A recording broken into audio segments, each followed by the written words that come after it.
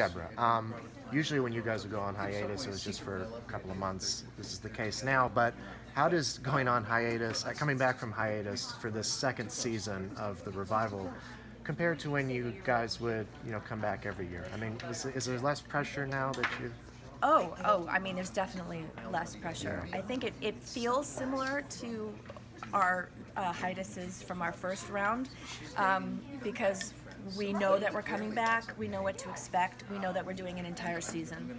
Last year, we were only supposed to do 10, and then it was 13, and then it was maybe 16, and so because things kept changing, it felt a little like, oh, well, what is this? But now that we're picked up for seasons 2 and 3, it feels, very familiar. But I think it's more enjoyable than it's ever been. I think in many ways it's better than we've ever been. We don't have to do this. We want to do this, and that's a really wonderful position to be in.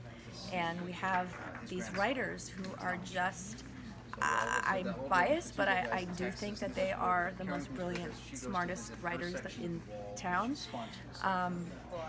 They are at the top of their game, and we reap the benefits. We get to come in and laugh out loud every single day, and it really is kind of a miracle that we're back. And your fans want you to be back too. I mean, yeah. Did you realize that? Because I mean, this show means a lot to a lot of people. Yeah. I mean, some of them it helps change their lives. Yeah. So. We didn't know how our fans would react, because it did come at a very important time, and it had social and political import that none of us ever imagined it would have.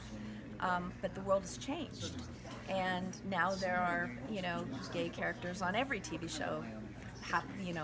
We're happy to see. So we didn't know if it would feel anachronistic, or if people would sort of feel like they wanted to be even more progressive. And luckily, our fans are just happier than ever, and now we have a whole new generation of fans. And we're able to do what we always did, which is be provocative and push the boundaries and talk about what's happening in the world today and in pop culture and politics. And so, because the world's different, what we're talking about is different, so it does feel current and fresh. And I think that was all built into the DNA, luckily. Can you give us a preview of what to expect from this season, and particularly, what's going to happen to Grace? Grace gets a love interest this season in the form of a David Schwimmer. Very nice. And it is spectacular. He plays Noah, who is otherwise known as the Upper West Side curmudgeon. He is as far away from Ross Geller as you could possibly get, and so it's great. It's an adult character and an adult relationship. It's complicated, so that's really kind of fun, and it obviously changes the dynamic of what's happening between Will and Grace. And Grace is running for office. She is running to be president of the New York Society of Interior Design. I thought you were going to say something different there. Yes, but she takes it so seriously that it might as well be she's running for governor of New York.